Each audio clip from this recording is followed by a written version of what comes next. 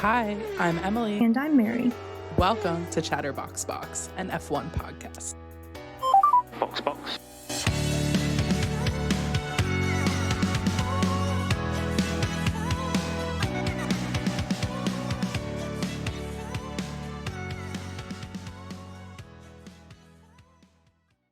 Hi everyone! Welcome back to another episode of Chatterbox Box, where Emily and I, Mary, talk about all things Formula One and giggle about Formula One.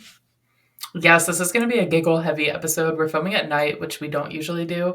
So just, stay tuned for the giggles. And I think the main focus of our episode today is going to be recapping Drive to Survive Season 6. I'm so excited. I had a lot of giggles during Drive to Survive, and I've tried my very best to hold all of my commentary from Emily so that we can get our genuine reactions. Yeah, it was so hard to not just text each other our live reactions as we were going along. So I am so excited to hear what you thought. Before we do that, though, I did want to kick off with recent news. I don't think that there was too much to share this week, but wanted to kind of highlight that preseason testing did start. That is really exciting. It's essentially just 3 days where drivers kind of test in one car, and they essentially just test to make sure that the aerodynamics are good and potentially spy on the other drivers and the other teams. And that's where like sandbagging comes in, and nothing is consistent. It's not indicative of a season prediction at all because the tires that they're testing might be different from one another. They could be adding a little bit more extra weight on the cars due to adding like extra fuel and things like that. So I didn't really pay too much attention to it, but the sound of the cars just going around on the track made me so happy. Yes, I actually was not really able to watch at all, but I did really enjoy the memes about it, and I'm just so happy that F1 is back. Me too. The other thing that I wanted to ask you about, Emily, is the Lewis curse. Lewis Oh. recently shared a shirtless picture of himself. He looked dashing and handsome, but what does that mean for us? Yeah, there is this ongoing joke in the fandom that every time Lewis posts a thirst trap, usually like a shirtless workout photo, somebody gets fired or resigns within days. So everyone was freaking out, like, okay, who's it gonna be? But it doesn't look like it was anyone yet. So I don't know. Is the curse broken? Did we just not get the news yet? I don't know, but we shall see. Hopefully, by next week, we'll know if the curse was accurate. Yes. Anyways, because we do have a lot to get through in terms of our Drive to Survive reactions, wanted to give everyone a heads up that this potentially might be broken down into 2 episodes because Emily and I binged the whole thing, all 10 episodes, and I think there's just so much to get through. So we might just release an extra episode for this week. Yeah, we shall see. We want to take our time and go through episode by episode and just our general thoughts and obviously update everyone on our bingo card. So we don't want to rush through it. If it's starting to feel a little long, we'll cut this into 2 episodes and you'll get a little bonus episode this week, which would be so fun.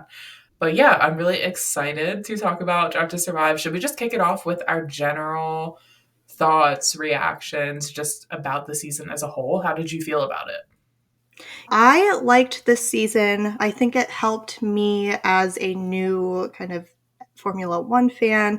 I started watching during Japan, so this last quarter of the season. So it was definitely very nice to see how it all came together. This was the first season that I can start putting all of the puzzle pieces together. So it was really exciting for me in that sense. But admittedly, I was a little bit bored in some of the episodes. I think we could have done without maybe 2 episodes.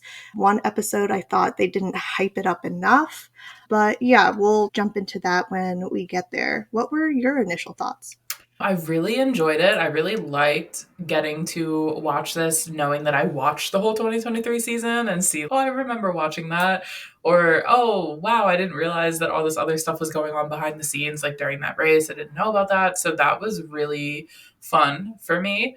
I thought it was better than season five. I felt like season five, they really kind of just played the same few races over and over again, which they did again in this season as well, but it didn't feel as obvious. It really did feel like every time they were revisiting the same race that they already talked about, they were doing it from a different perspective. It didn't just feel like the same footage being shown over and over again. So I thought that was cool. And yeah, I just liked getting a more dramatized version of the races. And a lot of the time, I was kind of on the edge of my seat with these episodes as if I didn't literally watch the race live. So overall, I really enjoyed it. I do agree, some of the episodes I was a little bored. I don't know if that's just the rush to finish it in 2 days.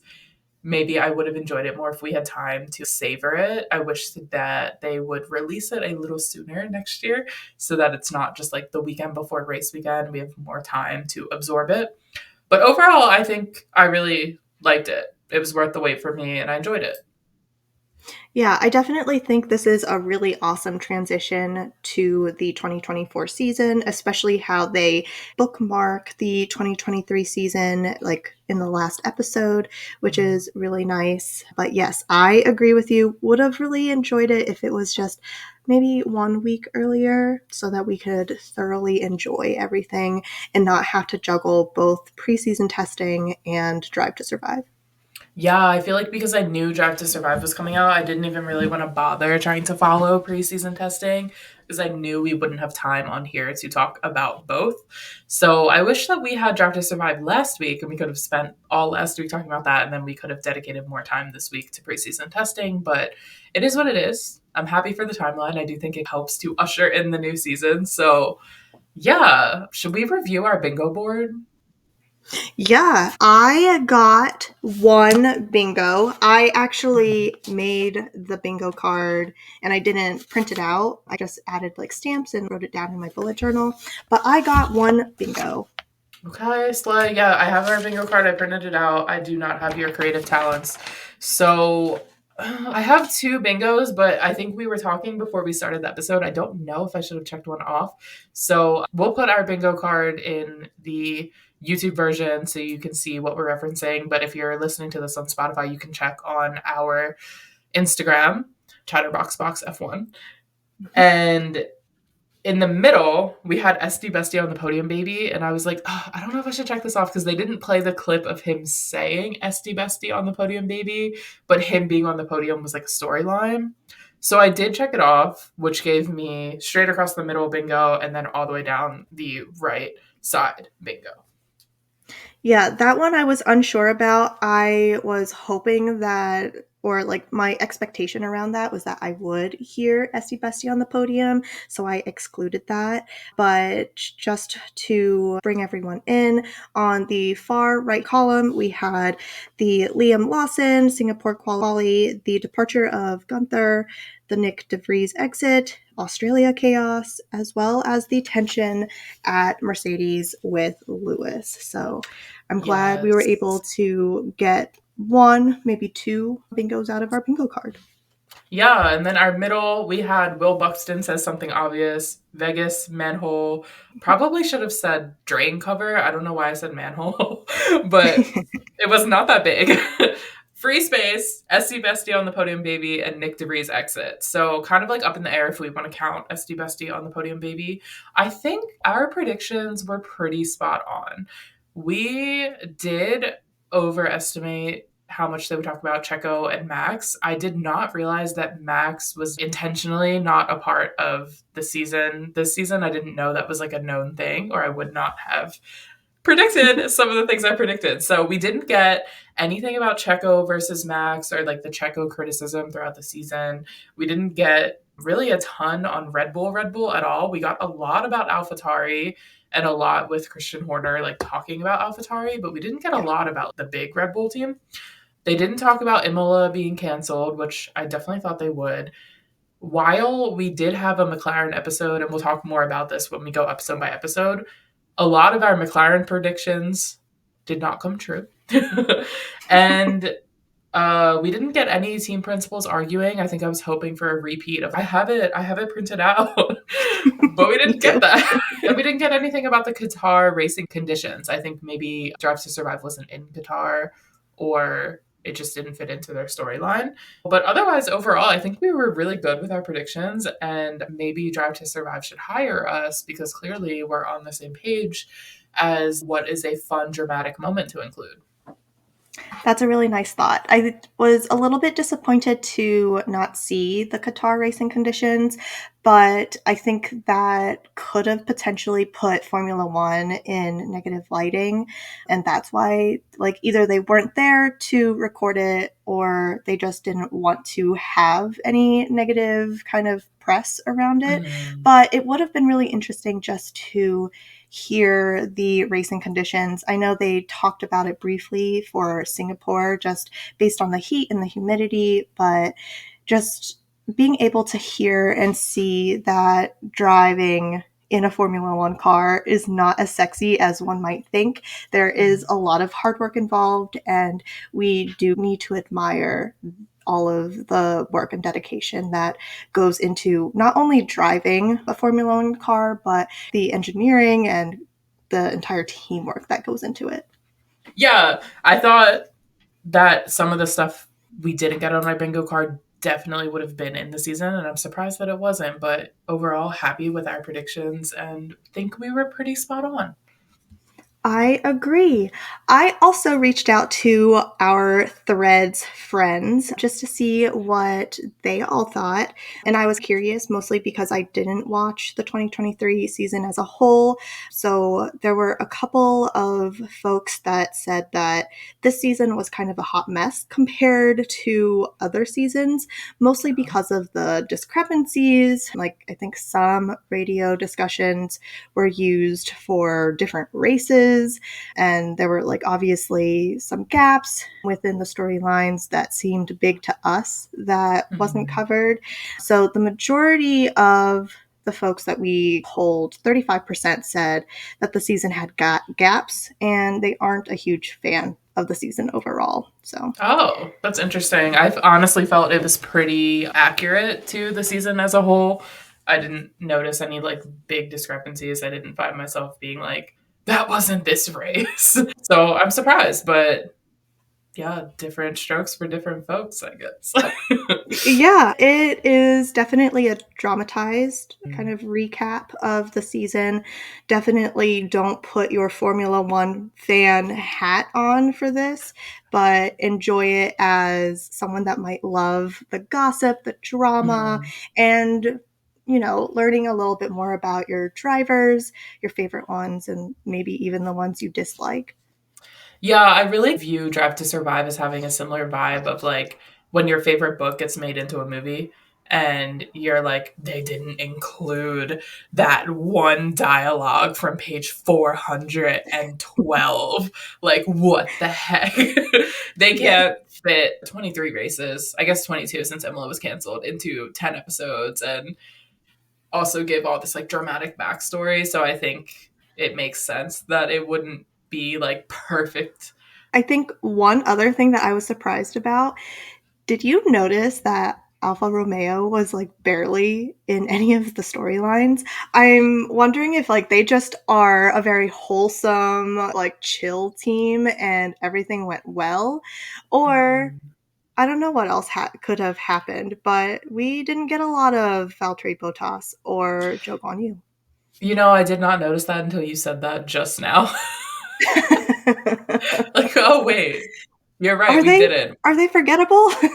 It's There okay. was like something about Valtteri's mullet. I think that was it. You're right. You're right. So he is That was important. literally it. Yeah. Well, everybody, like every team got their own episode except Alpine got two and AlphaTauri got two. Red Bull didn't get one. And then I was trying to think who else didn't get one. Alfa Romeo. Duh. Sorry. Maybe this season for Kick Sauber. True. Actually, yeah, I feel like they'll have to talk about that because the car is like bright green. They They have to have say to. They something. have to. Yeah, especially because of their renaming and all of that. Yeah, yeah. Should we get into episode 1? Please. So, my notes are really chaotic. My very first note, episode 1, all caps, starting with Lando with like 600 exclamation points at the I was not expecting that. I was like, oh, we're kicking off the season with Lando Norris. Wow. I don't know why that took me so by surprise. Lando starting off Drive to Survive didn't really take me by surprise. It was really nice. I was excited. But the one kind of person that took me by surprise the most was Danica Patrick being the narrator or one of the narrators for Drive to Survive. I was initially confused, one, because she's an IndyCar driver, but I kind of enjoyed her perspective until I heard that we shouldn't really like Danica Patrick. I think that was the one part where I texted you, Emily. I was like, why do we not like Danica Patrick? I'm so confused. So please explain. Yeah, Danica Patrick is just kind of a controversial figure in the F1 world. I think people don't love her commentary. There's a lot of jokes about how Jensen Button always has to like correct her because she's like just saying stuff that's like blatantly not true. She also has said like some not great things about women in motorsport, which is disappointing because she is a woman in motorsport.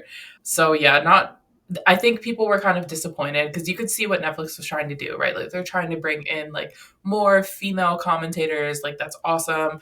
But of all the people, like Danica Patrick, really? Like, can we just get Susie Wolf in here? Like, Susie Wolf has actually been in an F1 car, like, raced in an F1 race.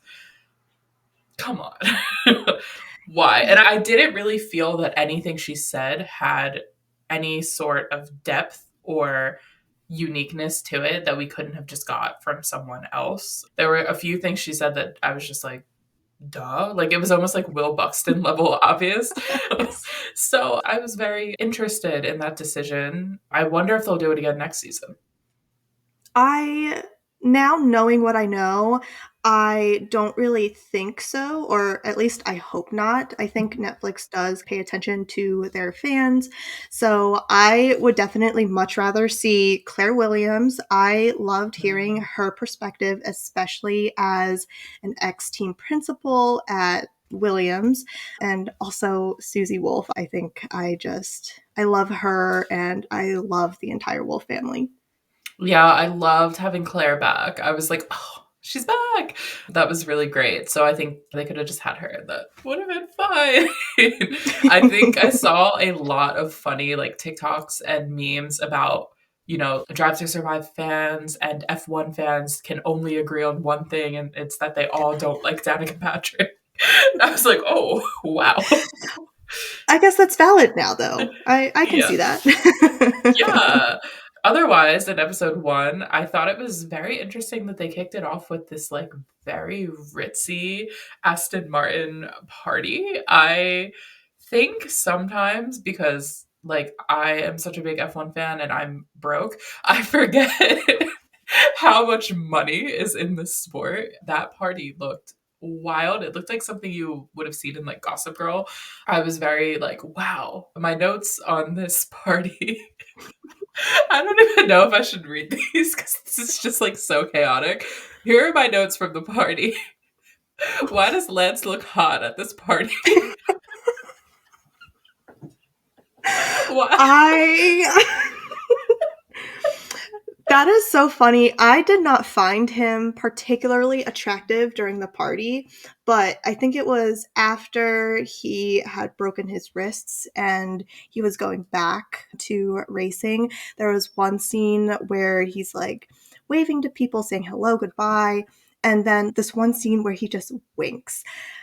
Oh my God. The fact that, like, me, typically, I don't love men winking. I think I just have a thing with Formula One drivers winking. It has me weak in the knees. I get butterflies in my stomach. I get giggly and like my little feet kick up in the air. Embarrassing. I think we're just going to lean full into the fangirl in this episode. We'll go to the typical Drive to Survive fan stereotype of just watching F1 because we think the drivers are hot. It's fine. My notes are just like chaotic. My other notes for the party: why is Toto at the party? Toto is so hot. Queen Latifah? Question mark? Question mark? Question mark. This is the content I was writing down. Oh my gosh. My content and your content was so different. The first bullet point I had was Danica Patrick. The second one was, do Lance and Mr. Lance Stroll Lawrence actually have a strong relationship? Because during the party, like Lawrence Stroll was talking and you just see Fernando Alonso and Lance like staring and they're like so serious. Like they did not look engaged. They were just like, okay, I have to be here because obviously. Yeah, no, okay, we are similar because I have a bullet point that says, why am I starting to feel bad for Lance? Because I was really starting to like have my heartstrings pulled for him because I can't even imagine the pressure to rush back to Formula One after an injury like that, knowing that your dad owns the team. I don't know. I was just sitting there like, does Lance even like driving? Like, does Oh Lance no. have to do this because his dad owns the team? I was really spiraling for a few minutes there. I was like, do you think he even wants to do this? Do you think he just has to? That is so funny because I had a third bullet point where I said, why and where exactly was the rush of getting Lance back in the car after he broke his wrists and toes? Like there was no training, no testing before he just jumped in. Did they have a reserve driver? I was like They very do. confused. Felipe Drogovic could have just hopped on in. So like why like I understand that Lance was trying to make his dad proud, but he was struggling so much in like the first two races. My heart broke for him. Yeah, I was feeling so bad because I just feel like I know it's like a meme, right? Like, oh, Lance's dad owns the team and he can be in Formula One forever. He has this rolling, never ending contract. But I can only imagine how much extra pressure it is when, like, not only are you letting the team down with your injury, you're letting your dad down. So many layers. Yes, I am a girly that needs validation. Like, I grew up needing validation from my parents. So I can't even imagine the absolute stress and like just making sure that you could get in like before the season starts. Yeah, I don't know. I was really feeling for him. And then I also have a bullet point that says Lance has a personality question mark. I feel like we Oh, never get to see Lance's personality at all. So I was glad I got to shine through in episode 1. I felt like we saw him joking around with the other drivers. We got that very, very interesting comment from Lando Norris.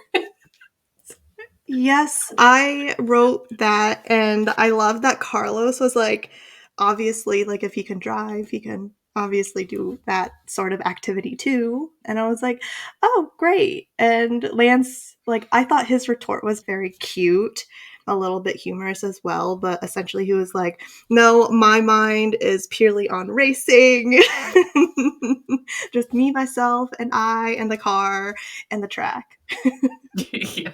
I actually thought that whole scene of them, like everyone coming together at the beginning of the season, was so cute. It was cute first day of school vibes. We come back like, oh, what did you do with your summer? Oh, like I was on the swim team. I went to summer camp. Yes, I broke my wrists. Yeah, it is definitely adorable. You definitely get to see another side of the drivers, especially because if you are a pure Formula One fan, you might not understand. They aren't always competitive with each other, although it is in their nature to be competitive. It's just really nice that you can see them in a different lens and that they do have a camaraderie and friendship Yeah. outside of racing. It must be hard because these are your 19 biggest competitors, but they're also the only other 19 people in the world that actually understand what this life is like. Yeah, for sure. The other thing that I wanted to highlight was the Bahrain quali. It was so interesting. I know that Lance was definitely struggling here, but Fernando did really well. He qualified at P5, but during that time, I had noticed the difference between Lawrence Stroll and Gene Haas. Like, literally, the episode being titled Money Talks, I think literally, like, Lawrence Stroll put in the money. It talks really well, and he was able to get the drivers, the team, like the rest of the team, like the engineers, the engine, and all of that. Like, it really does make a difference. I'm like laughing so hard because you're like putting out these like intelligent, well thought out bullet points. Let me just read my next bullet point to you. Fred is a baddie.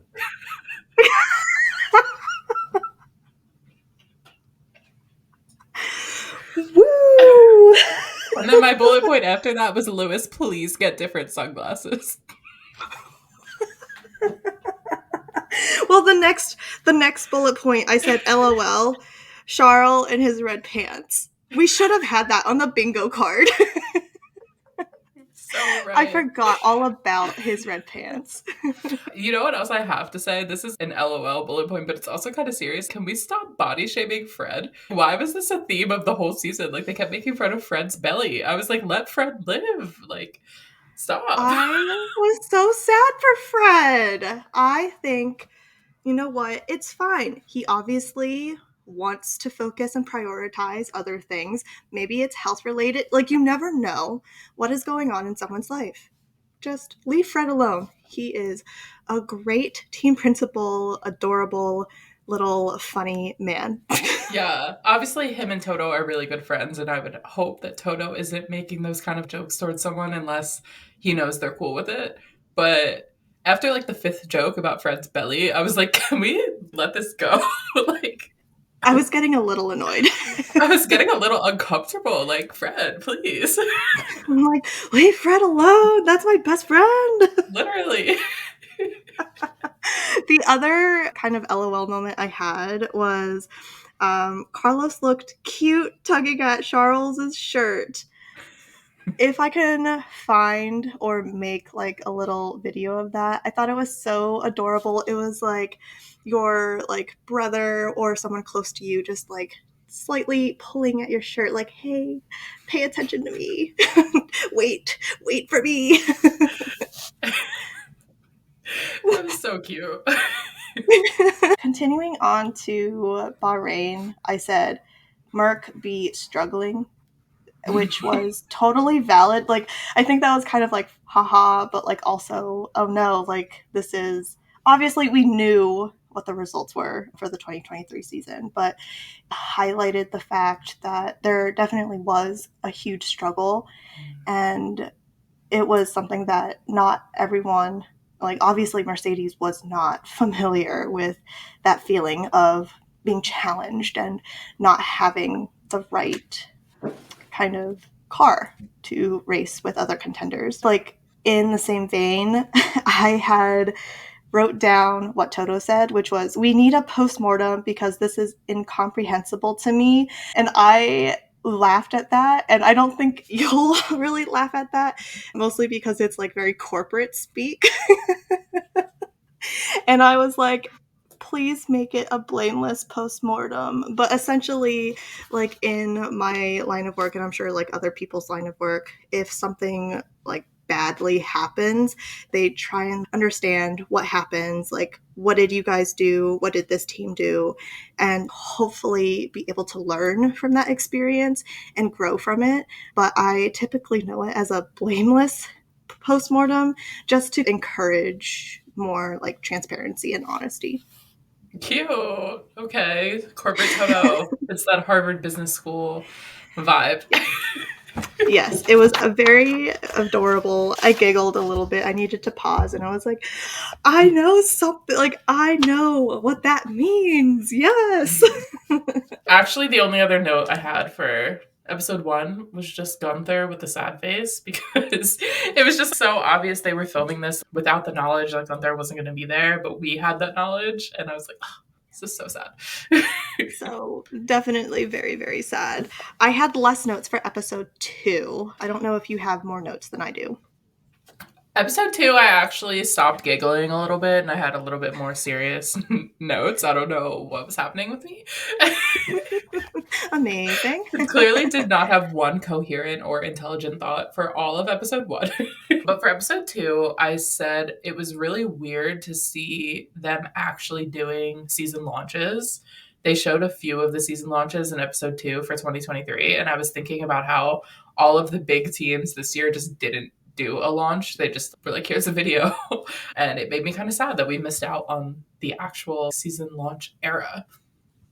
I definitely was really sad about that. I think I didn't really have too much to say about episode 2. I don't really love Christian Horner or Red Bull, but I was really happy to see the other side of Christian where his heart is so open to Daniel Ricciardo.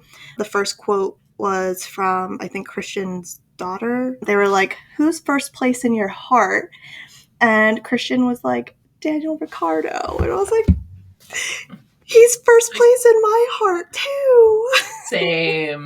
Same. Yeah, I liked this episode because it gave us more insight into what it was like for Daniel to come on as a reserve driver and not have a seat. And Daniel, I think, is such a smiley, like happy guy, but his eyes are so expressive. And even though he was smiling and he was saying he's happy to be there, his eyes just looked so sad. And I just wanted to reach in through the TV and give him a hug because he just did not look like himself. And I cannot imagine how hard it was for him to be showing up at those races, to be like a PR guy, basically, and not racing. I especially highlighted how hard it must have been to be in Monaco because that was one of his huge wins. And he's just there, doesn't even have a seat. I was like, oh, wow. Yeah, that definitely broke my heart, especially as like we are both super perfectionists. We've definitely tried to challenge that with this podcast, but in our day-to-day, like we text each other all the time. We're like, "Oh my god, like I effed up." And it's like something minor, like I forgot to cross my T's and dot my I's, but it was something that I could really relate to Danny about, because how hard would it be to start from the very top? You worked so hard to get to where you were, only to be known as someone to help Red Bull gain like a better image of themselves. I know Max doesn't really love the PR thing, and on top of him kind of being a world champion, he's going to get a lot of hate, and Daniel is there essentially to kind of soften the blow a little bit, remind people that Red Bull and like the team are kind of like likable and lovable people. But yeah, it was really hard to see Danny walking through like the paddock, and he was so smiley, but you could tell that he just seemed so broken. Yeah, and it was just sad. I also thought this episode portrayed Nick DeVries like so weird. I felt so bad for him. I felt like he got such an awkward edit. Every single scene of him, I was like, oh my gosh, this guy seems so awkward. We have a friend in our little F1 group chat that always said when Nick was on the screen, like early in the season, she would always say, Nick DeVries looks like he's about to tell me a riddle. And so every time I see him, I think about that. And I think that energy came through. He just really came across as like such a socially awkward kind of guy. I don't know if he's really like that or like why they gave him that edit, but it just made me feel so awkward. And I also felt so sad for him because I love Danny. Okay, Danny is up there, top 3 drivers for me. But I felt so bad for Nick that they gave him 10 races, I think, to give it a try. And then they just dropped him like a hot potato. Like they were like, okay, bye. That's it. That's all you get. And he is a very successful driver. He won the F2 championship, he won the Formula E championship. Like he's not a bad driver. I think it really highlighted how ruthless Red Bull as a whole can be with just how much, like, or how willing they are to just drop someone. And so I really liked how they had Alex and Pierre both speak on the pressures of being at Red Bull. I thought that was really great that they tied that in because they both experienced that. So this episode just really gave me mixed feelings because I was so happy to see Daniel coming back, but I also felt really bad for Nick. I didn't feel bad for Nick. And I think that's because I wasn't around to see the races at all when Nick was around. My heart definitely is very tied to Danny, so I was more so leaning on that.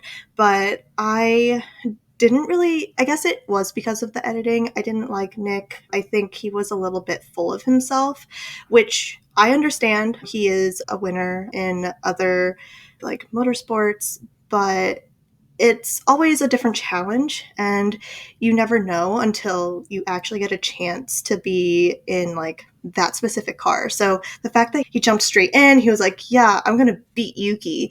I was like, come, hang on a second, have you even like been in a car yet? And I think it just highlighted those first 10 races or so, really highlighted the fact that he might have been a little bit too confident without understanding that it's going to be a different beast and he's going to need a little bit of time to adjust. I really wanted to know, like, this whole season is like 500 minutes long, right? Of like a 22 race season and so much stuff going on in the background. Of all the things that they could have included in this show, why did they include a montage of Nick cleaning his apartment? Like, I what was was that? very confused. I was like, is he not practicing enough? Does he not test on the sim? I know Lewis doesn't really like testing in sim, but I was genuinely like very confused. I was like, is he not busy? Like, I was this was the only like time he was free? so baffled, like why that made it to the show. I was like, okay, well, Nick can like put this on his like Tinder or something, like, this montage of him cleaning really selling point. But why was it on Drive to Survive? I don't know. I was so confused. But yeah, I was really happy that we got to see the clip of Danny getting the news that he'll be taking over for Nick. I had wondered, how did this go down? Like, how did he find out? I don't know if that moment we saw was the actual moment he found out or if they refilmed it. I just find it a little hard to believe that Netflix just happened to be there for the moment he found out. But it was interesting to see him and like this immediate excitement in his face, and then him trying to tamper down the excitement because there's a bunch of other people around. It's not formally announced yet. I was like, whoa, this is great. I was very happy when he got the news, even if it was faked for the reaction, but it made me feel like I was a part of that moment and we were able to share that moment with our favorite driver. Yeah, so cool. Do you have anything else to say for episode 2?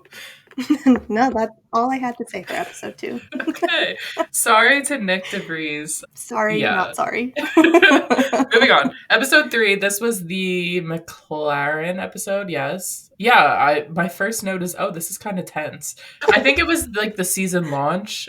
I just felt like it felt tense and awkward between the two of them. Yeah, I think I had 3 bullet points. All of them was about Lando. The first scene I said, I'm crying. Lando goes through the front door of the McLaren building, but Oscar couldn't. And I just had like a whole giggle fit because we get like a really cute little montage of Lando like casually strolling in, the doors open automatically, like woohoo, and then Oscar like casually comes in and he's like, oh, I cannot get through these doors. And he's like waving. He's like, I can't get through. And someone was like, oh, maybe try the side door. And he's like, cool. Yeah. I was like, oh, Oscar does not get the cool front entrance montage. It was very awkward. I was like, what's going on? And he was like late to the first meeting. I was like, oh, this is so awkward. Like, what's happening? Oscar, don't suck. I loved this like private jet moment with Lando and George. And George is like gossiping about like, yeah, you know, some people are drinking on the race weekend. I was like, George, please. He would be the one to like comment on that. I feel like he's just one of those people that like love to gossip. Like I think if like George manifesting this, if George was to be on Chatterbox Box, we would just be giggling and laughing like all the time and he would be like, "Yeah, I wasn't allowed to drink, so I didn't, but other people did." And we would be like, "Who?" And he's like, "I can't tell you." Mhm. George reminds me so much of like if he was in Harry Potter, he would be a prefect. He's so Percy Weasley energy. Like I he's so funny to me. Like I know a I lot of love people that. don't like George, but I just think he is so funny. He always has like a meme moment and I love a meme king. I just love it. I love him. He's so posh, but like the things that come out of his mouth, just iconic. It's so good. I also really loved this like baby Lando montage that we got of him looking like young and doing karting and stuff. I was like, oh my gosh, this is so cute. Like, where did they get this footage from? Oh my gosh, yeah, I love that so much. This episode just like actually really pissed me off. I'm not even gonna lie. I was so mad that they had this whole McLaren episode and they didn't feature Singapore. They didn't show the sprint win with Oscar. They didn't show like any of the double McLaren podiums. I think there were a few this season. I know there was at least one. So I was like, what the heck? Like, where is this? And at first I thought, oh my gosh, Drive to Survive wasn't in Singapore. Like, no way. What are they going to do in the Ferrari episode? Because I thought for sure if they were at Singapore, they would include Oscar's sprint win Mhm. and they would have had a storyline about why is Oscar doing better than Lando. But they left that all out. And that to me, that's one of the gaps of how did they not include this? That was a big part of the season. Yeah, I was a little bit confused. I shrugged it off and said maybe people don't love the sprint races at all, and maybe that's why Oscar wasn't mentioned in that. But I think this episode so heavily focused on Lando, which was like why I had so many Lando bullet points. But I was very like confused about why they focused on the Lando rumors.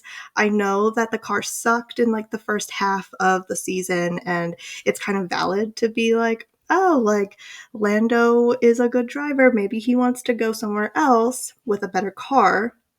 But it felt like it was like the majority of the episode where they could have at least highlighted, oh, like, yes, they struggled, but then they changed their car and they were doing well. And Lando's probably not going to leave because they're now improving. Yeah, I just was surprised they didn't even include the whole Oscar rookie storyline. I think you're right. Most people hate the sprints. So I understand not including that. But he was like often commended for having one of the best rookie seasons in a while. So I was just like very confused that that was not included. I was very disappointed. I really wanted to see Oscar getting the kudos that he so well deserved, especially seeing other rookie drivers like Logan, that whole Liam Lawson storyline. Like, it would have been nice to see his story compared to, or touched on at least, with the other drivers. Yeah. My only other bullet point for this episode is I'm sorry, but Toto on the scooter is so goofy. I don't remember what that was in reference to. Oh. I think we got like a weird clip of him just like on the scooter for a little bit too long, and I was like, why? It was like a whole like 30 seconds, it felt like. I was like, cool. He's And Toto is a very tall guy, so him being on like this little teeny tiny scooter, and you're like, right. cool. Like, oh, okay, he's still on the scooter. But yeah, that's really all I had for episode 3. Let's talk about episode 4. Cool. Yeah. So in episode 4, I was a little bit sad to see the title, which was the last chapter. And I thought that they would be hinting at Gunther's kind of departure. They kind of did. One of the first quotes that I had written down, essentially, like, I think in this context, it was Gunther talking about how if Haas continued to struggle, essentially, what I would do is I would just look for another job. I was like, oh, no, Gunther. Why would you say that? Yeah, I was really curious about this episode and like when they edited it. Like, did they edit it before we got the news that Gunther was leaving? Did they go back and re-edit and add stuff in? Because I really felt like this episode made it seem more like it was Gunther's decision to leave. Whereas when we got the news back in, I think it was January, it made it sound more like he was fired. Yeah. So, not really sure. I would love to know what came first, this episode or the news. Yeah, absolutely. I think moving away from that, I had a funny haha. Like, I just had Hulkenberg or Hulkenberg in all caps. What is this bleach blonde Ken look? This is actually so funny because he came out with that around the exact time the Barbie movie was like being promoted and coming out and stuff. And everybody was like, is this for Barbie? And he was like, no. That is so funny. Continuing on with Haas, I really loved the ad that they ran, which was like involving Chipotle. And I don't remember who said it. I think it was K Mag, but essentially he was like, if we score points this weekend, you score burritos. Okay, this is gonna be the dumbest thing I've ever said in my entire life. But this whole time, like, I've thought that they were called Haas because of like Haas the avocado. So, like, I thought that's why they're partnering with Chipotle. Oh my I have gosh. since come to find out that that is not true, but that is like just a little bit too much of a coincidence. I like your thought process though. Imagine how iconic that would be if you just had a green avocado livery partnering with Chipotle. It matches, it aligns. I'm just saying. Oh gosh. Can we, for a minute, just fangirl over James Vowles? Yeah. I loved his intro. He retook it at least 3 times and he was like, "Oh, I got my name wrong." Like, oof. I can obviously listen to this man talk all day.